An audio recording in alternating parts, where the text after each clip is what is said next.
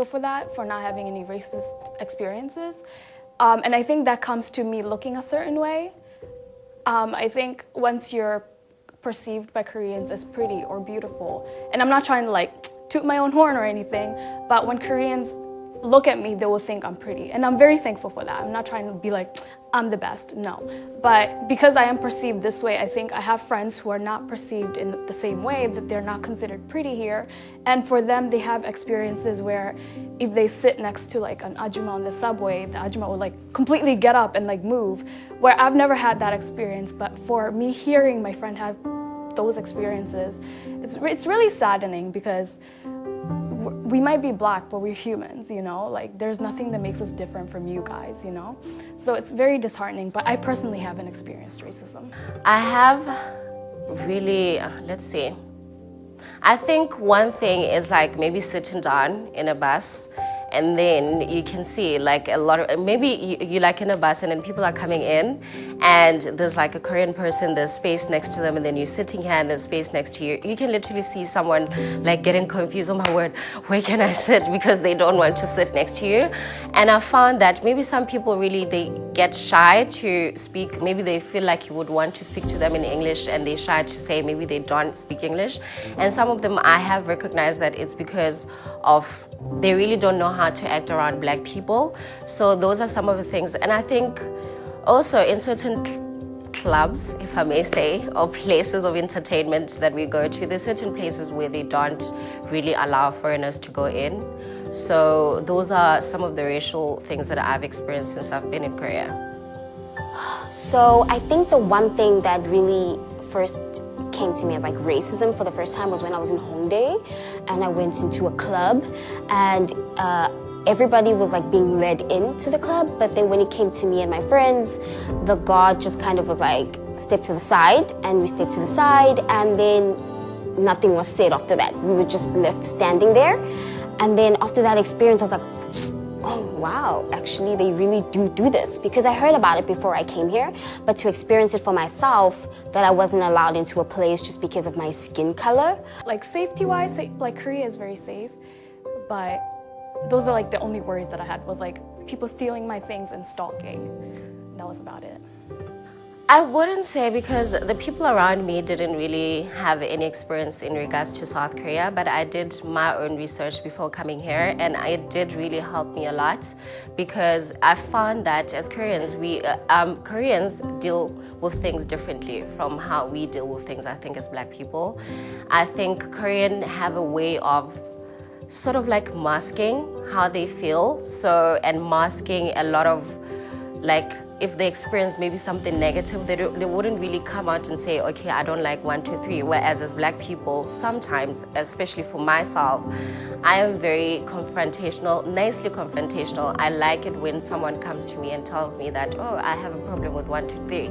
But I found that being in Korea, they mask a lot of things and they hide a lot of things. It's sort of like you taught not to talk about how you feel. So that's one of the things that I've experienced since I've been here.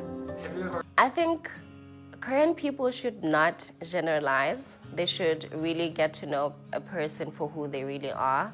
Don't put me in a box that you think black people are supposed to be or are supposed to act, because I'm my own person and my personality is very different, and I do understand that there's a common thing maybe about black people, but it's not really common to say once you meet me, you know me as a person. I think get to know a person for who they are and try and learn as much as you can, because I feel like Koreans sometimes they get to be a bit close-minded when it comes to black people. So I think just try and learn a person for who they are. We're not considered as humans sometimes. I feel like they just consider us as like zoo animals to look at, whereas there's so much more to us. People usually say when they see a black person, they're strong, independent, but they don't really think of something else, like smart, pretty, beautiful. All be humanized. And for black people, I hope Koreans stop seeing us as zoo animals. We are not animals. We don't like being touched. We don't like being stared at. We don't like it, and it's really disheartening to see somebody staring at me because my skin color is just different. And I know some Koreans think it's like, it's not a big deal. It is a big deal. Like, I've personally developed anxiety in Korea because I have people go, "Oma, yeah, ba," and I'm just like. Experienced a ridiculous amount of racism. A lot of the people were discriminating against anyone darker. It wasn't just black people. It was even like dark Koreans would get bullied and made fun of. Like anyone with darker skin, basically. My expectations were so high. I was so excited. So basically anything negative would have made me feel like 20 times worse. Within the first week, I'm pretty sure it was like the first day or the second day, y'all, I'm like scouting for apartments and I'm walking down the street. I'm not doing anything bad. I'm not acting ratchet. I have on normal clothes. I'm not talking to anybody. I'm not being loud. I'm not doing nothing. I'm minding my own business. I'm walking down the street and there's these two guys. They're on the other end of the sidewalk and I see that he's looking at me really, really ugly. He's like looking at me like up and down. He's like, I was like, whatever, like I've been getting these kind of looks like since I got here, so like whatever, but this one was like really strong. And then I noticed that we're no longer walking like this. He's kind of like swerving towards me to go in front of me, and I'm like, oh, maybe he's gonna ask me something. He's gonna ask me something. These two guys, he gets in front of me. He looks me up and down with the ugliest look possible. He stops. He hawks up a loogie. And he spit on my... الموضوع ده مش موجود في الدول العربية بس. كوريا فعلا بالنسبة للدول العربية فيها عنصرية بشكل مش طبيعي. في البداية كان الكل أحس إن هما بيقعدوا يتكلموا مع بعض ويتكلموا عليا، وأحس إن الكل مش يعني مستغربيني. فلو أنتم مستغربيني ليه هيكتب لي عقد عمل؟ نصيحة، هنا في كوريا لو أنت كتبت عقد عمل في مصنع أو شركة أو مطعم ما ينفعش يطردك إلا لما عقد العمل يخلص. طيب لو هو طردك قبل ما العقد العمل يخلص يبقى يروح في 60 داهية. طيب خلينا نكمل الموضوع. بعد ما حصل الكلام ده كله بدأ نوع من انواع اللي هو انا عايز اتعلم الشغل، فلقيت ان في زي ما نقول في تيم جديد في المطعم وفي تيم قديم. فعلا انا شفت اسود 4 شهور في كوريا في الشغل ده، بعيدا ان كانت العنصرية بشكل كبير جدا وكان الكل تقريبا بياكل في بعضه. الكل بيحاول يطرد التاني، الكل بيحاول يزهق التاني في الشغل. لا مفيش حد بيركز مع الكاستمرز، مفيش حد بيركز في الشغل اصلا، كله بياكل في بعضه. الكوريين من عوايدهم ان هم لو عملوا غلطه عمرهم ما بيقولوا انا غلطت، بيحاولوا يصلحوا الغلطه، ودي مش حاجه وحشه، ولكن احنا كعرب اذا عملت اي غلطه بتعتذر، تقول انا اسف وبتصلح الغلطه. وده اللي حصل في الشغل. كنا كلنا بنتكلم يا باللغه الانجليزيه او لان المانجر ما كانش بيتكلم انجليزي، ما كانش بيتكلم كوري، فكنا كتير جدا بنتكلموا انجليزي. ولكن في حالات كتيره جدا ان لو حد جه يكلمني انجليزي وبعد كده قلب كوري مره واحده يبقى وحشه جدا. فالموضوع كان صعب بالنسبه ليا في البدايه. غير كده كان في بقى كميه عنصريه وحقد. اول ما دخلت المطعم حسيت ان في حقد كبير قوي بالنسبه ليا، اللي هو ايه الشاب اللي جاي مش عارف من دولة عربية يشتغل معانا ده. المهم بعد فترة كبيرة من الشغل هناك ما كانش في حد عايز يعلمني، ما كانش في حد عايز يقول لي ايه هو الاوردر، ايه هو المنيو، والمنيو ده فيه ايه، المنيو ده بيتعمل فيه ايه. جديد كده ومفيش حد عايز يكلمك، مفيش حد عايز يعبرك، مفيش حد عايز يقول لك انتوا بتبيعوا ايه اصلا. فابتدى ان المانجر، ولكن كانت فيه مشكلة ان المانجر نفسه كان جديد. المانجر اللي هو ماسك المطعم بقاله 3 شهور تقريبا بيشتغل. التيم القديم اللي هم واحده جديده، وخلينا نقول ان اسمها اكس البنت دي عشان انا مش عايز اقول اي اسماء. البنت دي فعلا طهقتني في حياتي في المطعم. كميه عنصريه وقله ادب بلا بلا بلا بلا بلا بلا، مش عايز اتكلم اقول هي بتعمل ايه. ولكن فعليا بقيت يوم الجمعه بالليل قبل ما اروح الشغل ده بقيت عارفين حاسس بشعور ان انا هبكي. انا مش عايز اروح الشغل ده، انا مش عايز اشوف الصنف ده من الكوريين. ايه كميه التخلف ده، ايه كميه التخلف اللي تجيب ورا ما تجيبش قدام دي.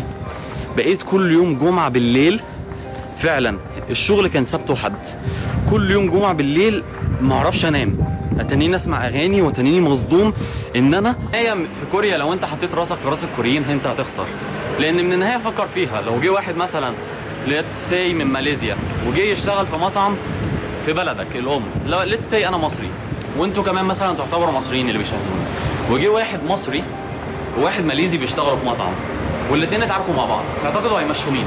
اكيد بنسبه كبيره جدا هيمشوا الماليزي. طيب ما علينا بكل الكلام ده. اللي حصلت لي دي بقيت بكره الشغل وبقيت بكره البنت دي، وبدات ان انا اسكت. يعني اذا كانت بتشتمني او كانت بتعمل حاجات كتير سيئه جدا ما اقعدش بتكلم، قعدت بطر دماغي واسيبها. عارفين لما يجي حد يشتمك كده فتقوم تسيبه وتمشي؟ كنت بعمل كده بالظبط. بدات اتعلم ازاي بجد اتجاهل. تمام. بجد الشغل الجديد المعامله فيه زي كان بيغضبها اكتر وكان بيتعبهم اكتر. السكوت بالنسبه ليهم كان معناه ان انا مثلا مش محترم معاهم او حاجه زي كده. ما خدوش الموقف زي ما انا اخدته. بمعنى انا كنت بسكت عشان اتجاهل، عشان ما اعملش مشاكل، بس هم ما كانوش اخدوا الكلام ده بالطريقه دي. هم اخدوا الكلام ان انا كنت بسكت عشان انا قليل الادب ومش عايز. عرفت ان هم طردوا المسلمين اللي في المطعم كله، ما كانش انا بس. طردوا اللي شغال في المطبخ عشان هو مسلم، وطردوا البنت اللي كانت شغاله في الهول تحت عشان هي مسلمه من كينيا، والتاني كان من اوغندا. طردونا احنا الثلاثه عشان احنا مسلمين، وعشان هم افتكروا ان الفعل ده فعل مسلمين. ثانيا اتوجه لنا بشكل رسمي ان احنا عشان ما بناكلش لحم الخنزير او ان احنا ما بنلمس لحم الخنزير فما كانش ينفع نشتغل في مطعم زي ده. اللي بيكونوا ترينيز داخل المبنى بيكون عندهم اتصال مع المدير، واغلبيتهم بيحبوا يوصلوا باي طريقه، فبيحبوا يعملوا مشاكل باي طريقه لاصحابهم. يعني ما بيكون علاقه جيده كويسه مع اصحابهم، بيحبوا انهم يعملوا كثير مشاكل مع اصدقائهم في الشغل عشان يوصلوا اكثر، يعني يكون قريبين. فهو هذا الولد اللي قال المدير هو ولد اللي انا ما بحب اشتغل معاه لانه هو تشاينيز. فهذا الولد التشاينيز اللي انا كنت بحاول يعني من الصين كنت بحاول اني اشتغل معاه اشتغال يعني شغل بسيط، لانه ما كان عنده موهبه وكنت دائما بتعصب في الشغل معاه. فاصلا فنه وثقافته في الفن مش زي اللي انا عايزاها. اوكي. فانا ما كنت يعني بعطيه وقت كتير لانه هو في الجروب، يعني مش مع هذا الولد. يعني كان بيجي يعني في سكاجول هو وهذاك الولد، يعني مش في نفس التيم لان الولد كان بوحده. فهو في تيم آخر بس بيكره هذا الأمريكي الكوري. فعمل إنه شو راح روح للمدير وقول له لأنه هذا الولد عنده علاقة مع البرودوسر يوري، فلازم تشوف هذا الشيء. فالمدير كان صريح معي وقال لي إنه هذا راح يكون ضدي وأحسن لي إن خلي راسي بالموسيقى فقط. بعد شهرين من الشغل في هذاك المبنى صدمت أن هذا الولد مش موجود، ما راح يكون تريني في هذا المبنى.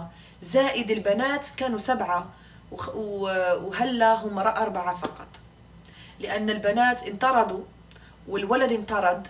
مش عارفة السبب بس أنا تفاجأت.